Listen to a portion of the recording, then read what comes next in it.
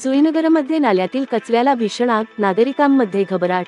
नवी मुंबईतील Juinagar railway स्थानकाजवळील sector 23 परिसरात नाल्यात टाकलेल्या कचऱ्याला भीषण आग लागल्याची घटना घडली।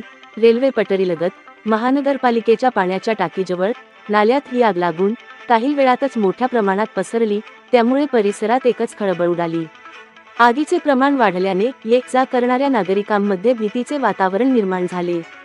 घटनास्थळी उपस्थित असलेल्या नागरिकांनी तात्काळ अग्निशमन दलाला कळविल्यानंतर फायर ब्रिगेडची गाडी दाखल झाली व आग विझवण्याचे काम हाती घेतले। स्थानिकांच्या मते नाल्यात मोठ्या प्रमाणात साचलेल्या कचऱ्यामुळे ही आग भडकली असावी।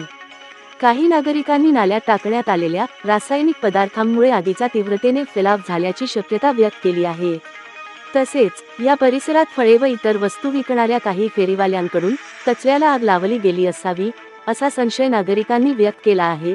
मात्र आग नियंत्रणाबाहेर गेल्याने ती गंभीर स्वरूप धारण करून अग्निशमन दलाला पाचारण करावे लागले।